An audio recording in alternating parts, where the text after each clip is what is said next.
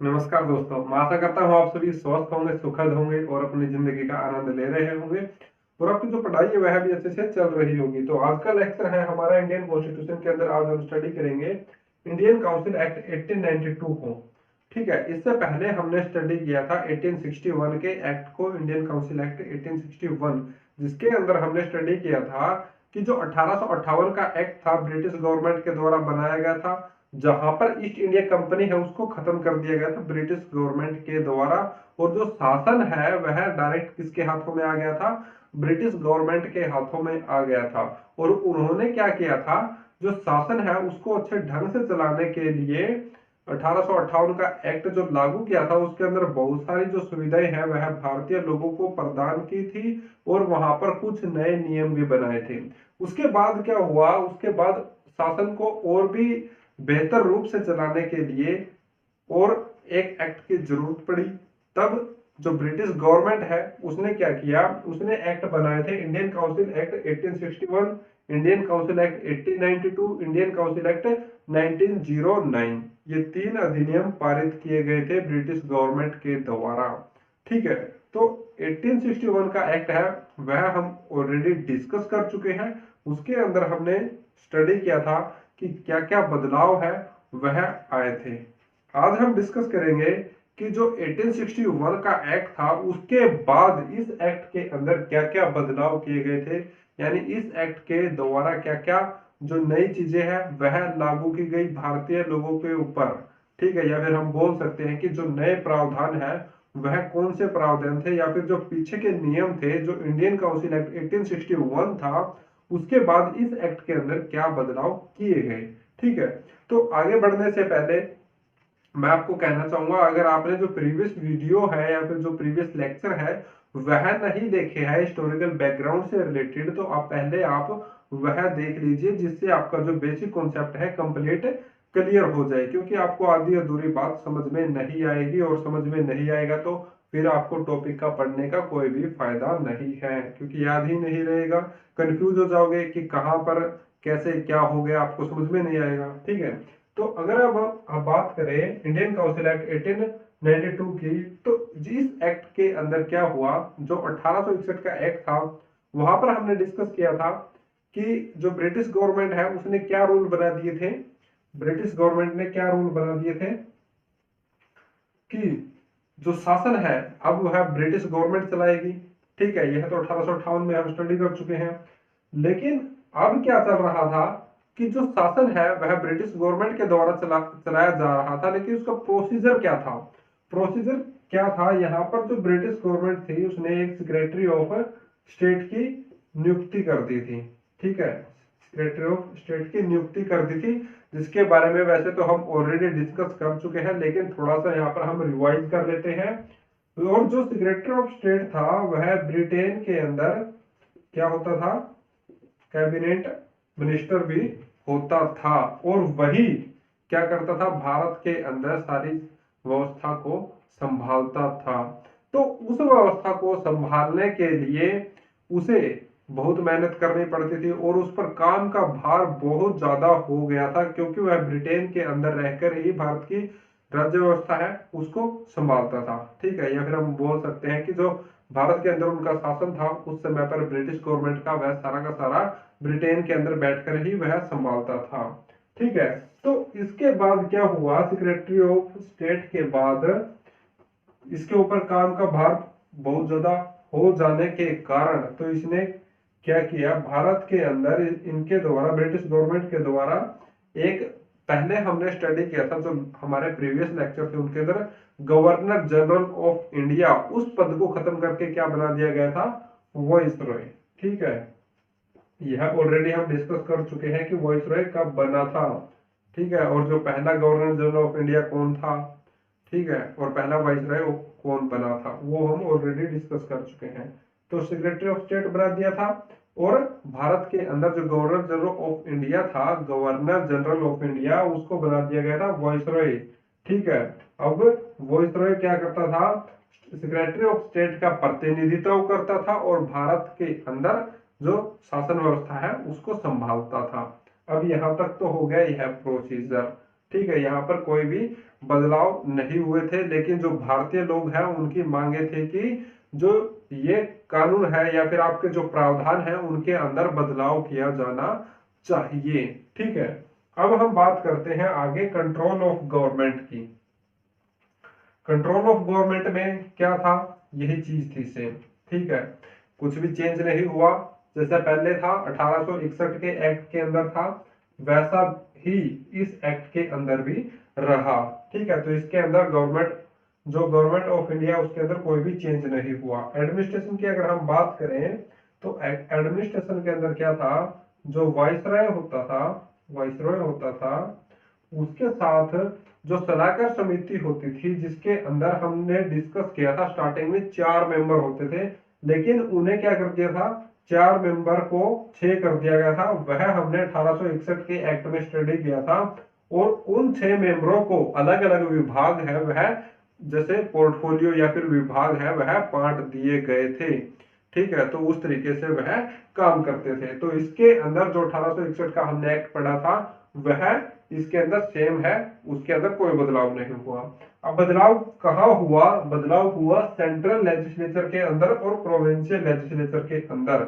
अब उसके अंदर हम बात करें सेंट्रल लेजिस्लेचर के अंदर कि सेंट्रल लेजिस्लेचर के अंदर क्या बदलाव हुआ और क्या क्या चीजें हैं वह बदली या नहीं बदली, उनके बारे में डिस्कस करें।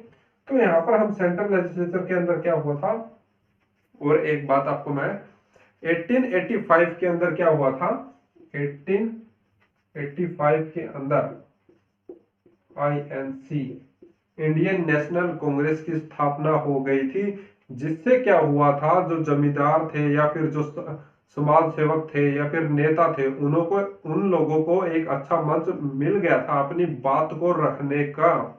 ठीक है, तो यहाँ पर इसकी भी स्थापना हुई थी और इसके बारे में हम अभी यहाँ पर डिस्कस करेंगे। जैसा हमने डिस्कस किया कि प्रोसीजर के बारे में हमें पता चल गया कि कौन क्या कर रहा था, सत्ता किसके हाथों में थी। ठीक है, अब 1885 के अंदर इंडियन नेशनल कांग्रेस आ गई। अब यहाँ पर हुआ क्या, सेंट्रल लेजिस्लेचर में अगर हम बात करें तो जो इंडियन नेशनल कांग्रेस थी उसने कहा भाई भारतीय लोगों को अब और अधिकार की जरूरत है, अगर आप अच्छे तरीके से शासन चलाना चाहते हैं तो। अब जब मंच मिल गया है तो वहां पर लोग बात भी रखेंगे अपनी। ठीक है, क्योंकि धीरे धीरे अब क्या हो रहा था, ब्रिटिश जो गवर्नमेंट है या फिर हम बोले ब्रिटिश शासन है वह खत्म होने की सीमा पर आ रहा था। ठीक है, तो यहाँ पर जैसे जैसे बात आगे चलती जाती है और जो पार्टी है वह जब बन गई तो समाज सेवक है वह अपनी बात रखने लगे लोगों के सामने। ठीक है, तो वहां पर क्या हो गया, उनको भी ऐसा लगने लगा कि अब तो हम आजादी की कगार पर आ चुके हैं। तो वहां पर हम आगे देखते हैं सेंट्रल लेजिस्लेचर के अंदर। ठीक है, तो सेंट्रल लेजिस्लेचर के अंदर क्या था कि जो वाइसराय होता था उसके द्वारा कितने मेंबर होते थे, 6 मेंबर की हमने बात की। लेकिन सेंट्रल लेजिस्लेचर में क्या हुआ, उसके द्वारा 6 मेंबर के अलावा और 6 मेंबर या फिर हम बोले 6 से 10 मेंबर तक अस्थाई और स्थायी मेंबर चुने जाते थे। जो स्थायी मेंबर होते थे वो सिर्फ क्या होते थे, जो ब्रिटिश गवर्नमेंट है उनके अंदर से ही चुने जाते थे, लेकिन उनके अंदर भारतीयों को नहीं चुना जाता था। लेकिन जो अस्थायी मेंबर होते थे उनके अलावा यानी 6 के अलावा अस्थायी मेंबर यानी 6 और 12 तक हो सकते थे, कम भी हो सकते थे, लेकिन मिनिमम 6 ही होते थे। ठीक है, तो उनके बीच में जो बाकी मेंबर होते थे अस्थायी मेंबर, उनको वाइसराय के द्वारा चुना जाता था, लेकिन उनके अंदर भारतीयों को भी चुना जा सकता था। ठीक है, यह हम ऑलरेडी वैसे डिस्कस भी कर चुके हैं कि जो सबसे पहले 3 मेंबर थे वो कौन चुने गए थे। लास्ट हमारा जो प्रीवियस लेक्चर था उसके अंदर हम डिटेल में डिस्कस कर चुके हैं इस टॉपिक के ऊपर। अब हम बात करें स्थायी और अस्थायी मेंबर की। जो अतिरिक्त मेंबर थे उन मेंबरों को कोई भी अधिकार नहीं था कि वह उन जो स्थायी मेंबर है उनसे कोई भी क्वेश्चन कर सके किसी भी कार्य को लेकर। ठीक है, यानी अगर वह कोई कार्य करते थे, कोई भी बजट वगैरह पास होता था तो उससे रिलेटेड कोई भी क्वेश्चन नहीं कर सकते थे कि आपने यह कैसे पास कर दिया, और ना ही उन्हें किसी भी कार्य में हिस्सा लेने की परमिशन थी। ठीक है, अब यहाँ पर बात करते हैं सेंट्रल लेजिस्लेचर की कि यहाँ पर क्या बदलाव हुए। अब यहाँ पर जो इंडियन नेशनल कांग्रेस थी, आईएनसी थी, इंडियन नेशनल कांग्रेस, उसने क्या कर दिया, अपनी शर्तें रखी ब्रिटिश गवर्नमेंट के सामने। और वह शर्तें क्या क्या थी? सबसे पहली शर्त थी कि जो स्थायी मेंबर है और अस्थायी मेंबर है, उन्हें क्या किया जाना चाहिए, उन्हें वोटिंग के द्वारा चुना जाना चाहिए। ठीक है, यानी उनको कौन चुनता था? वाइसराय चुनता था। लेकिन जो ये अपने इंडियन नेशनल कांग्रेस थी, उसने बोला कि इन्हें वोटिंग के द्वारा चुना जाना चाहिए। ठीक है, लेकिन इसके अंदर क्या हुआ, और उनको अधिकार दिए जाने चाहिए कि वह किसी भी कार्य के अंदर भाग ले सके और किसी जो अतिरिक्त स्थायी मेंबर है उनसे क्या कर सके, क्वेश्चन कर सके, प्रश्न पूछ सके। तो यहाँ पर उनकी एक बात तो मान ली गई कि ठीक है, कि क्या है, ठीक है, हम आपको देते हैं कि ये लोग प्रश्न पूछ सकेंगे, कार्य में हिस्सा ले सकेंगे, लेकिन उन्हें चुना जाएगा सिर्फ वाइसराय के द्वारा, उसके ऊपर कोई भी डिस्कशन नहीं हुआ। ठीक है, उसके बाद सेकंड हम बात करें, सेकंड है जो स्थायी और अस्थायी मेंबर की हमने बात की, तो जो इंडियन नेशनल कांग्रेस है उसने बात रखी कि जो स्थायी मेंबर है उनकी संख्या में वृद्धि होनी चाहिए, यानी उनकी संख्या है वह बढ़ानी चाहिए। तो उनकी संख्या कितनी थी? पहले 10 थी, लेकिन अब क्या कर दी गई, 16 कर दी गई थी। ठीक है, 6 कितने कौन से मेंबर होते थे? स्थायी मेंबर होते थे, परमानेंट मेंबर होते थे। ठीक है, और बाकी 10 मेंबर होते थे, वो कौन होते थे? टेम्परेरी होते थे। लेकिन इन 10 मेंबर में से 5 मेंबर है वह वाइसराय के द्वारा ही चुने जाते थे, लेकिन और जो 5 अदर मेंबर है वह अलग अलग प्रेसिडेंसी से चुने जाते थे, जैसे बंगाल, मद्रास, ठीक है, या फिर पश्चिम प्रांतीय जो प्रेसिडेंसी थे वहां से चुने जाते थे। ठीक है, दो हो गई हमारी। अब थर्ड की हम बात करते हैं कि विचार विमर्श की अनुमति देनी चाहिए, किसको? उन अतिरिक्त लोगों को कि वह भी हिस्सा ले सके। ठीक है, विचार विमर्श की अनुमति देनी चाहिए, क्वेश्चन पूछने की अनुमति देनी चाहिए। और क्वेश्चन पूछने की अनुमति उनको मिल गई जब, तो उन्हें बोला गया कि आपको पहले 6 दिन का नोटिस देना पड़ेगा, 6 दिन पहले आपको नोटिस देना पड़ेगा। अगर आप 6 दिन का नोटिस देते हो और उसको फिर क्वेश्चन आप पूछ सकते हो, और जो क्वेश्चन का आंसर वह देगा आप उससे रिलेटेड अन्य क्वेश्चन नहीं पूछोगे। लेकिन सीधे शब्दों में अगर हम बोले तो उसको बोल दिया गया, आपने कोई क्वेश्चन पूछा, उसने एक जवाब दे दिया, तो आप क्रॉस क्वेश्चन नहीं करोगे, बस डायरेक्ट उसका आंसर वही मान लोगे जो उसने बोला है। ठीक है, अब हम बात करते हैं, 3 हो गए हमारे। फोर्थ की अगर हम बात करें तो सेना पर खर्च होने वाला व्यय, जो सेना पर खर्चा होता था उसे कम किया जाए। ठीक है, फिफ्थ की हम बात करें, जो सिविल सर्विस की परीक्षा है वह इंग्लैंड के अंदर हुआ करती थी, उसे कहां पर करवाया जाए? इंडिया के अंदर भी उसे परीक्षा को करवाया जाए। तो ठीक है, इन दो जो ये शर्तें थी इन पर कोई भी ओपिनियन नहीं आया और कोई भी इनके अंदर ऐसा है कि लागू नहीं की गई। ठीक है, तो यहां तक हो गया हमारा सेंट्रल लेजिस्लेचर की। सेंट्रल लेजिस्लेचर के अंदर क्या क्या जो शर्तें रखी गई और क्या क्या इन्होंने ब्रिटिश गवर्नमेंट ने किया था। ठीक है, अब हम बात करते हैं यहाँ पर प्रोविंशियल लेजिस्लेचर की। प्रोविंशियल लेजिस्लेचर की अगर हम बात करें तो प्रोविंशियल लेजिस्लेचर में क्या था? जो वाइसराय था हमारा, ठीक है, अब वहां पर वाइसराय के साथ हमने स्टडी किया था, उसकी एग्जीक्यूटिव काउंसिल थी, लेजिस्लेटिव काउंसिल के बारे में, कमांडर इन चीफ के बारे में, ठीक है, और जो प्रेसिडेंसी थी उनके बारे में हम ऑलरेडी डिस्कस कर चुके हैं, जैसे बंगाल की प्रेसिडेंसी थी, मद्रास की प्रेसिडेंसी थी। ठीक है, तो यहाँ पर जो अलग अलग प्रेसिडेंसी थी उनको भी अब अधिकार मिल गए थे कि उनमें से भी जो अतिरिक्त लोग हैं वह चुने जाते थे।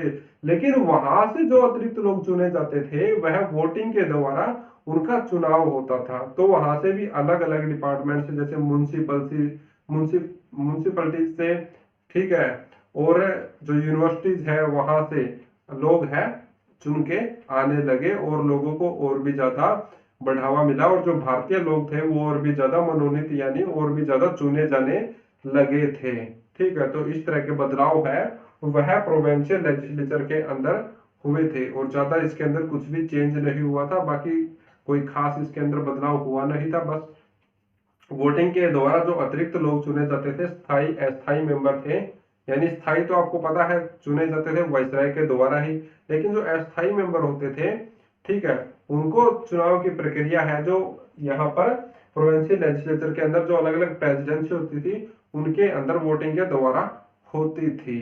ठीक है, और एक चीज वायसराय को इस एक्ट के द्वारा यह अधिकार भी दे दिया गया था कि वह आपातकालीन स्थिति में कोई भी एक अध्यादेश पारित कर सकता है। क्योंकि जैसे आपातकालीन स्थिति कई बार क्रिएट हो जाती है, लोग भड़क जाते हैं या फिर कोई अन्य ऐसी सिचुएशन क्रिएट हो जाती है, तो उस चीज से रिलेटेड कोई भी आदेश उसको पास करना होता था तो वह कर सकता था। और उस अध्यादेश की जो समय सीमा थी, या फिर हम बोले कि उस अध्यादेश की जो वैलिडिटी थी वह 6 मंथ तक होती थी, यानी 6 महीने तक वह वैलिड रहता था। या फिर हम बोले कि अगर उसको बदलाव करके अगर लागू करना होता था तो वह ब्रिटिश गवर्नमेंट करती थी। ठीक है, क्योंकि ब्रिटिश गवर्नमेंट उसको फिर जो अच्छे से पढ़कर प्रिपेयर कर कर फिर उसको अच्छे से ड्राफ्ट है जो उसको प्रिपेयर कर कर या फिर अगर लॉ बनाना होता था उससे रिलेटेड तो ब्रिटिश गवर्नमेंट के द्वारा वह कार्य किया जाता था। ठीक है, तो इसके अंदर कोई ज्यादा ऐसा है बदलाव नहीं हुए थे, बस यही चीजें थी। तो आई होप, मैं आशा करता हूं आप सबको यह टॉपिक समझ में आ गया होगा। अगर फिर भी कोई बात आपको समझ में नहीं आई है तो वीडियो के कमेंट सेक्शन में जाकर कमेंट करके अपना क्वेश्चन हमें बता सकते हैं, हम आपका आंसर जरूर देंगे। तो मिलते हैं नेक्स्ट वीडियो के साथ, तब तक के लिए अपना ख्याल रखें, स्वस्थ रहें, सुखद रहें। धन्यवाद।